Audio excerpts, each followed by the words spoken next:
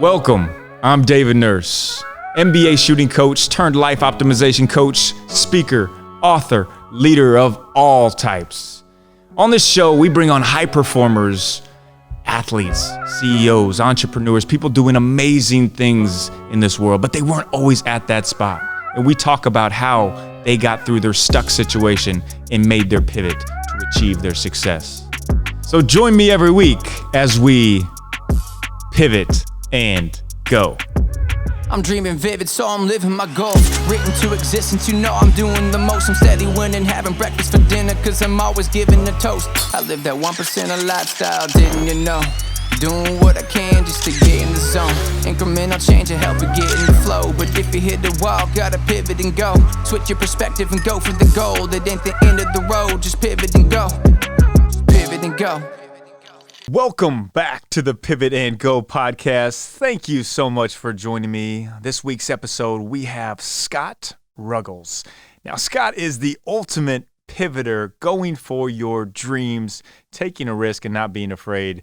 Basically, Mr. Harvard to Hollywood himself. And he'll tell you more about his story of how he was a football coach. He was a college football coach. He got an opportunity to go into acting, literally had never done it before, and just did a phenomenal job. Didn't put any pressure on himself and just crushed it and understanding that, hey, that was his true passion. He was juiced up more about the acting, made the move out to Hollywood when everybody was telling him he shouldn't do it.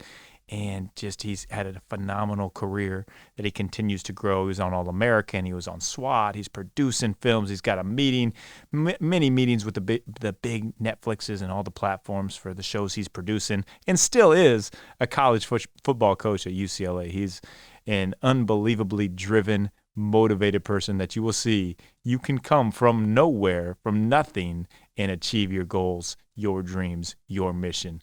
So buckle up. Scot Ruggles, here we go. Pivot and go. Scot Ruggles, welcome to the Pivot and Go podcast. How are you doing, brother? Outstanding, man. Happy to be here. Man, the last time we were together, we were smashing Bel Campo burgers, probably the best burgers on the planet. So that is where we met. So we definitely got off on the right foot. We did. All great right. Burger. Got to watch some great basketball. Totally. So, Scot, start us off with a bang. Something a little bit different about yourself that maybe not the whole world knows about you. I'd say start off with a bang. I meditate every morning. I think if you looked at me, you probably would think this guy doesn't meditate, but meditation is one of the things that have changed my life. So every morning I start the day, meditation and a coffee, and it's worked well so far. Yeah, but you know what? I would see you as someone like that. I know you are a total optimization guy and you're very driven. So I would see you as someone who understands the importance of meditating or spending time in quiet reflection to yourself. Great. Okay, on the Pivot and Go podcast, Scot, we always ask people what their biggest life pivot is. You've achieved great success, but it wasn't always that way. When did you feel stuck in your life and you made a pivot and it led to everything that you're doing now? I was a high school coach I was the head football coach at Harvard Westlake in Studio City. Great job. Really enjoyed it, but it was, I'd come out here to act and, was probably in a rut in a lot of phases and had one of those, opportunities to look in the mirror and, had some interesting things happen to me when I was a kid. Obviously, grew up in a great family, but had a unique background where, my dad was the high school football coach and my mom left my dad for a woman back when I was about 10 years old. So obviously some childhood trauma that way affected me into my adulthood without me really knowing. And one day I said, you know what? I don't know the difference between a psychiatrist or a psychologist. So I just call him a shrink. I picked up the phone and called a woman in Beverly Hills and, took a meeting with her. And, from that day on, she changed my life, opened my eyes to a whole different view on life and how my childhood affected my adulthood, how things I did as an adult affected other people. And that huge pivot truly made me aware of myself, others, and my surroundings. And I'm grateful that I gave myself that gift and that a lot of people helped me, move forward in a much better direction than I was living. Scott, that's amazing. For the sake of bringing up that our childhood has the biggest effect on us. Everybody, how you grow up is going to have the effect on who you are today. But you understanding that, having that self-awareness, and we were with a friend, Jay Glazer, at that dinner too. And one thing that he said that really stood out is he went back into his childhood and nicknamed him the younger Jay. So it wasn't necessarily him. He put a different name to it, almost like an alter ego, so he could escape from that. Is there something that was really powerful for you to be able to get out of that? Because basically everybody in life struggles from the past, their childhood, and they have it affect what their future is and what their present reality is. Yeah, I mean, listen, like I said, my dad was the local high school football and hockey coach, so he was gone, all the time, and my mom raised my sister and I wouldn't trade my childhood. I come from a very loving family, but one day my mom just wasn't there anymore. And, as a kid, you fall in love. The first woman you fall in love with is your mother. Mm-hmm. And that woman at the time broke my heart. I was crushed. I didn't know how to handle it. There was no real avenues to go to at that time, nobody to talk to. And I was a little kid that had his heart broken, and sort of somewhere deep down in my, soul, I probably was still that young kid as an 11-year-old up until I went and, sought, the help of the woman in Beverly Hills. Mm. So, again, that changed my life. And I take that. I mean, I think what, guys like Jay, yourself, all the guys that, really want to help people, it's, I think the biggest thing is trust, especially in today's age with kids. So for me, I'm not afraid or embarrassed to say that my mother's gay. She left my dad. I was probably embarrassed as a kid, but I think when you open up and you tell people that you don't know, hey, listen, I went to a shrink, my mom's gay, and I feel comfortable enough to tell you that because I want you to trust me so you can open up. And I think that's like one of the greatest gifts you can give somebody is to show them you're vulnerable so that, they don't hide anymore and they feel comfortable to open up. Because I think that's a huge problem in today's world is, whether you're a young kid, old, male, female, we tend to keep a lot of things inside and put a Band-Aid on it. Well, eventually Band-Aids break. And I think when you can get people to talk and open up, that's such a cool thing to be a part of and see people transform. Man, true bravery right there. True bravery is vulnerability, which equals trust. You hit the nail on the head. Scott, I want to backpedal a little bit to before you got out to Hollywood, before you came out here, and why you came out here and how you came out here. Because it's a very, very interesting and just a story of taking an immense risk on yourself and betting on yourself. Yeah, I grew up in a small town and we just had sports. There was no school plays, so you just did what you did, right? And, we played, football, then football went to hockey, then hockey went to baseball. But I was always intrigued by movies. I always watch movies. And fast forward, I'm, coaching at Marshall and they're shooting a commercial one day and I'm the youngest guy on staff and the two coordinators were going to do the commercial. And one of them said, I'm not doing this. And Bob Pruitt was the head coach. He looked down, he said, well, Bill, who's going to do it? And he looks at me and I'm like, I'm not an actor. I don't know what you're talking about.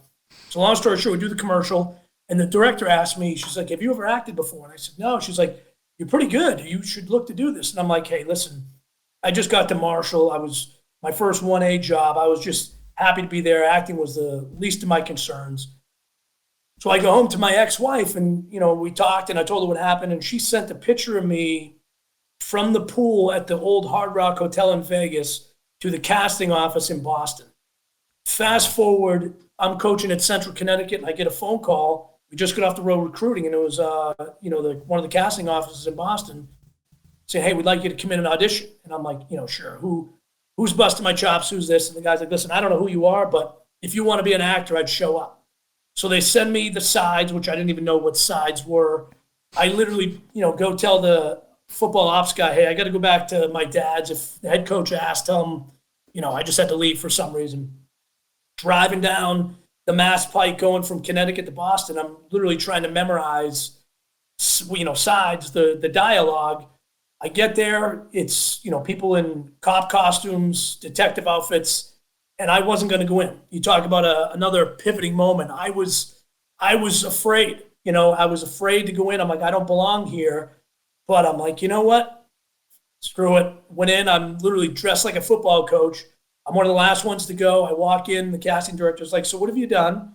And I said, acting wise. And she looked at me like I was, I don't know, not very smart, and said, yeah. I said, oh, nothing. She's like, well, who are you? I'm like, oh, I'm the college football coach up the road. Somebody called me. I'm like, you're going to read those things? And she goes, no, those things are called sides. And I want you to improv. You're a drill instructor at the State Police Academy, proctoring an exam. So for me, it was just like running a position meeting.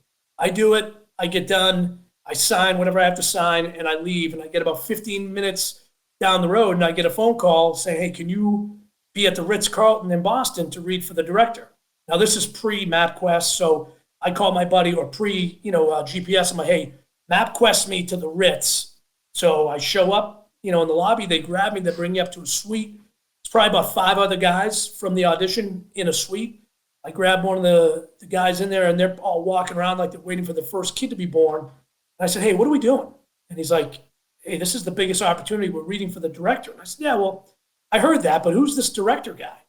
And they're like, it's Martin Scorsese. And I'm like, oh, okay, cool. So literally, they all go. I'm sitting there in a suite. They come in, they grab me, they bring me to another suite. And sure enough, I walk in.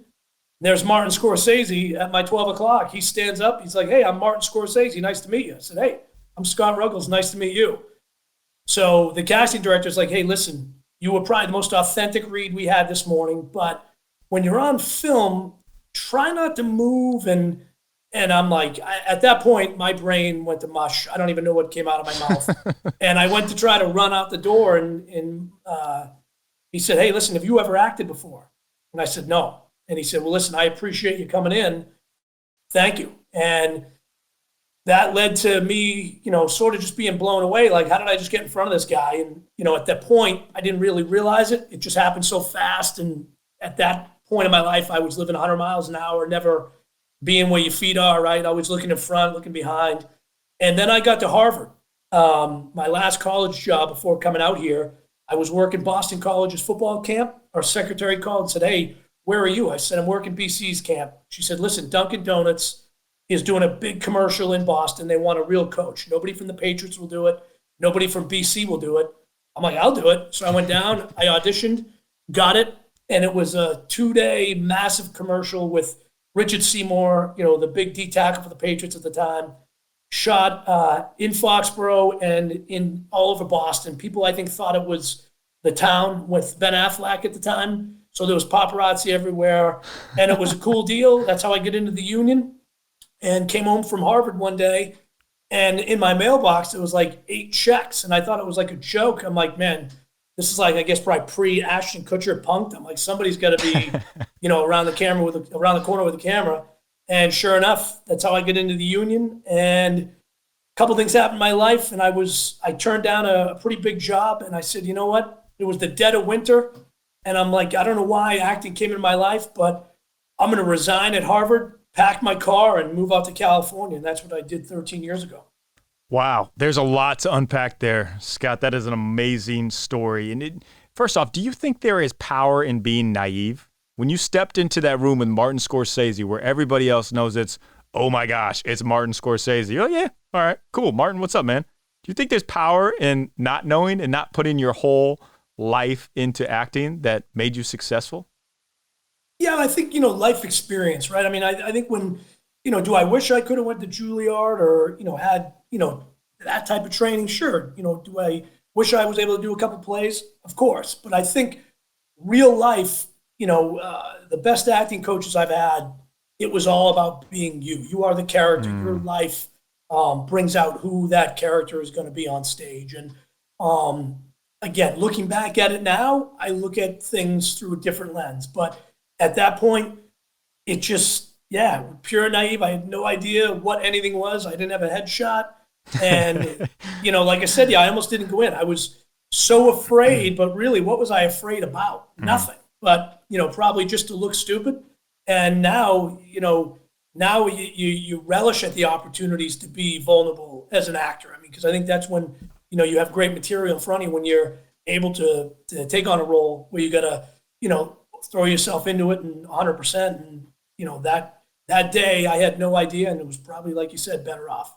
Exactly. And if you didn't go in, if you didn't take that risk, you would have been doing something that you liked and were good at, but it wasn't your burning passion. It wasn't the great. And that is the enemy for us. It's not bad and great. It's good and great. And turning down that Harvard job to get in your car and drive out to LA, I bet there was a lot of people around you saying, what the heck are you doing? You're a football coach. That's what you do. That's your identity. Is that tough shedding that identity? Yeah, well, you know what I mean? Like, the lucky thing for me is, when I transitioned out here at age 30, I knew I couldn't be a waiter. Nothing against those guys. I'm a huge fan of waiters, but I just wouldn't be good at it. So for me, everybody was telling in Hollywood, right? That was going to be a tough transition. But I wanted to somehow stay involved in education and sports in case the acting just didn't go the way I wanted it to. So, I got to do things. I never thought I would coach high school football. Was able to do that, teach, be an administrator at a bunch of high schools. But probably one of the coolest, most fulfilling things I got to do in my life was I taught fourth grade, if you can believe that, when I first got out here. And that was such a cool experience that truly helped me in acting, because I got to see kids. You almost like got to go back in time to when you were in fourth grade, when the world was easy and nothing mattered but just having a great time with no pressure. And to see fourth graders go through a school day with me being the knucklehead up there trying to teach every lesson that would be a reality show if I had a camera back then. I'd probably win an Academy Award for just being the knucklehead teacher of the year. But, I knew I didn't want to fully jump into the acting. I just didn't know what it was. But I just been fortunate enough that my identity, I tell people, sports and education have given me everything I have in life, including acting. So I'm grateful for being the son of a coach. I'm grateful to having the opportunity to be a teacher and a coach, because I still think you can bring all those life lessons to acting. Absolutely. And to me, your biggest driver is impacting others through the movies, through the shows you do. But you also still coach football players with one of the best coaches and best minds in all of football, Chip Kelly. And I think you have one of the most interesting and most important coaching roles that there can be, being a mentor, being a mindset coach, being someone that players can come to and talk to and give it to them real. Can you speak up more on what you do at UCLA for the football staff and just the impact of being around Chip Kelly on a daily basis? Yeah, obviously I've known Coach Kelly probably since I was 8 or 9, going to watch the University of New Hampshire practice with my dad. So I've known Chip a lot. And then my first major job was with Coach Kelly when he was the offensive coordinator at New Hampshire. I was the tight ends coach back in 2001. So I've known Coach for a long time. And getting to be around, my job when I got hired, when I left high school sports, my partner and I had just sold the movie to Sony. So I was going to get out of coaching and go fully into the producing and the acting world. And then when Coach got the job, he said, "Hey, come in. I have a job." And I politely tried to turn it down. And he, as politely as us New Englanders can do it, said to get my butt in and talk to him. And what the job he had was the assistant director of player development. And what he said to me, he said, "Listen, I think you can really help us here because you've been a high school coach and you've talked to and dealt with things that teenagers are going through. And, I just want you to be you and use those experiences that you've had to help our kids off the field."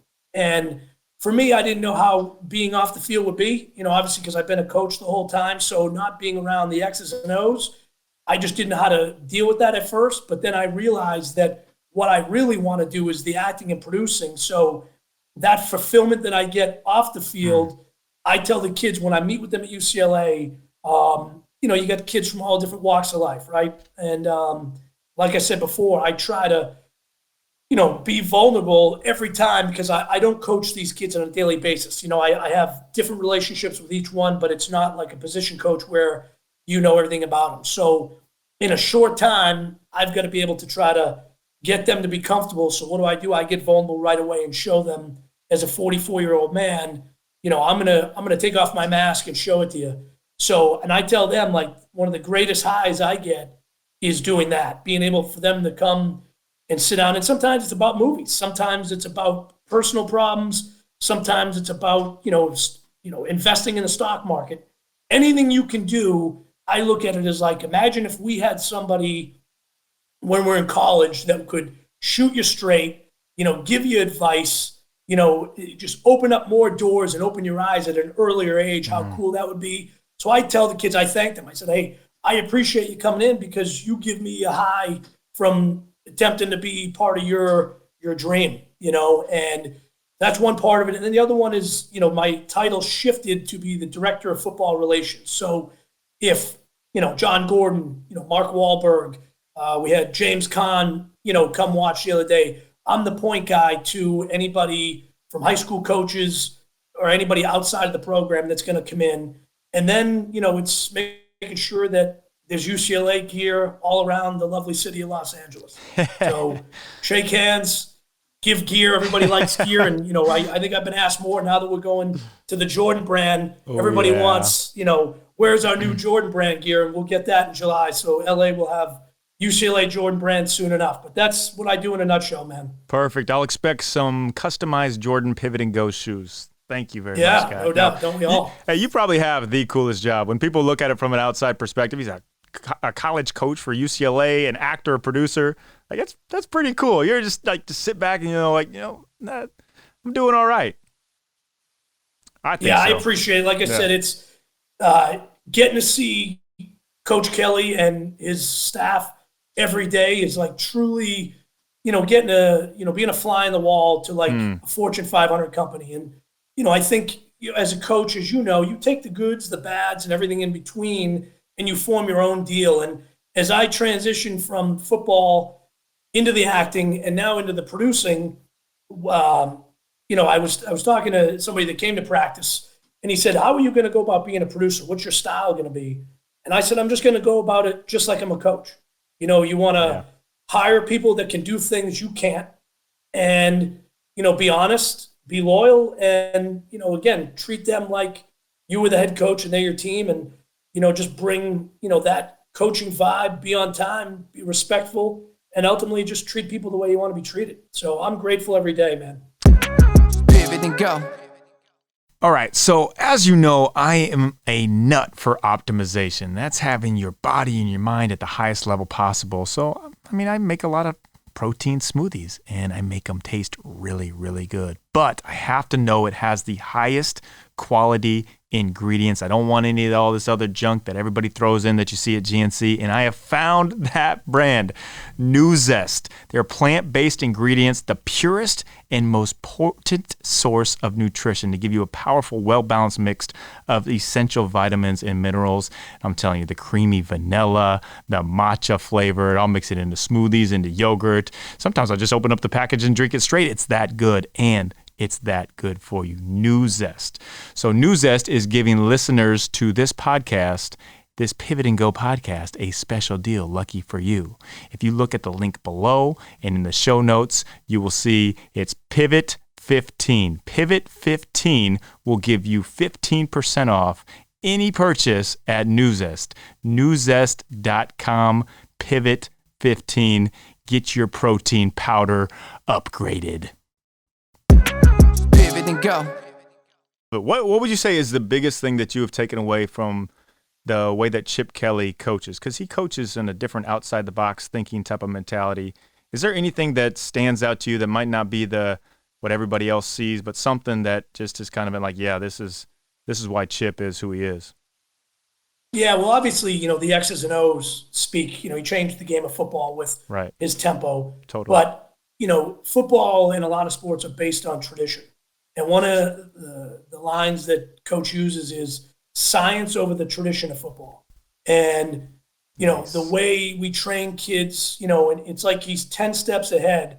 But really the way he handled, this past season through the rough pandemic by trusting the doctors, being open and communicated all the time with the parents and the kids and was just honest.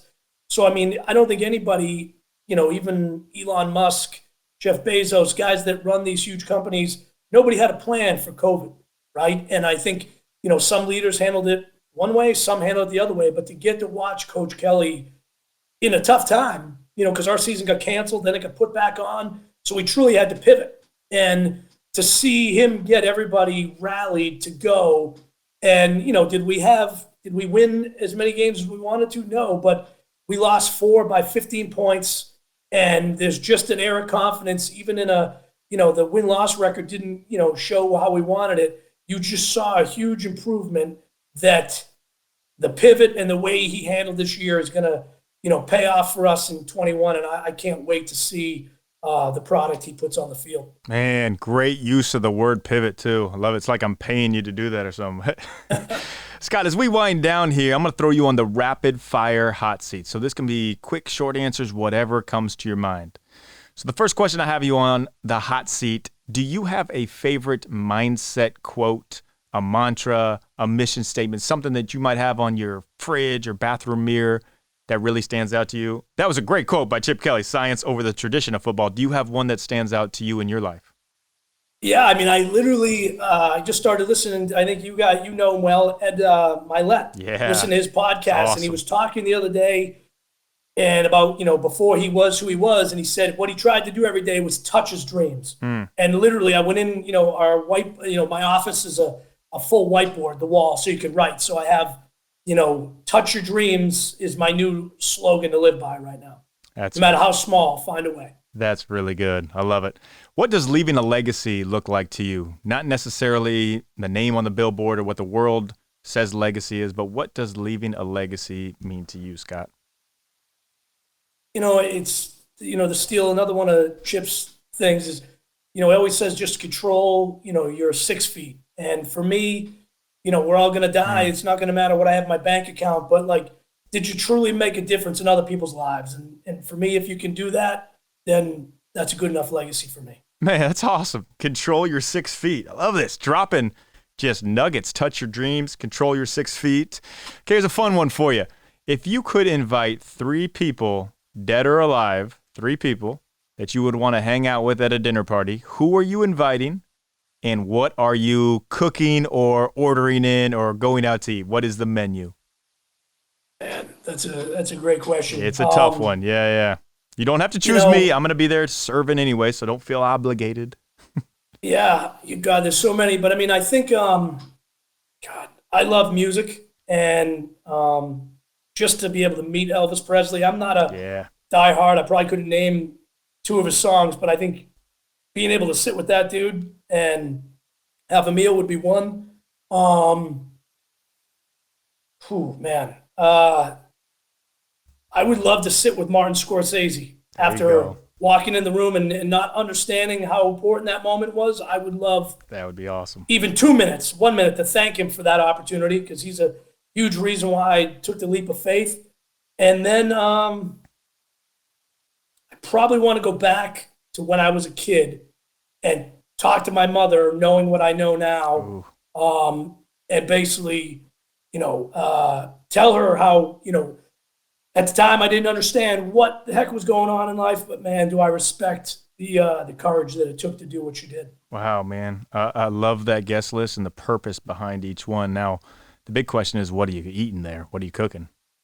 I love Italian food, man, and I think, I don't know a lot of people that don't like chicken parm, and would probably have to have some pizza from the North End, probably the Regina. So I don't know if I would cook, maybe I'd make you a nice drink, but I think I would go back to the roots and go to the North End and get some good chicken parm, some pasta, maybe from Dan Tana's. Maybe we'll stay in LA and get chicken parm from Dan Tana's. Good choice. And then we'll go to the Regina in the North End of Boston. Good choice. Well, carb load up. I love it. Hey, Scott, how can we all follow everything that you're doing, basically stalk you, know what you're up to, and what is coming next? What are you really excited about that's on the horizon? Acting wise, I think it's, I was fortunate enough to be on season 2 of All American, and always looking for the next show to be on TV wise as an actor. Then the producing world is really what's gone, tenfold. We have a pitch meeting today with one of the big studios that we're very excited about. And then sort of jumped into optioning a lot of intellectual property, one being, horror. So we have a movie in turnaround at Sony that we're getting out. I think we're going to do a deal. And like I tell people, I'm looking to get on the scoreboard as a producer, so then you can just find the next thing and enjoy this process. I'm not a huge social media guy, but I'm slowly trying to move in that direction.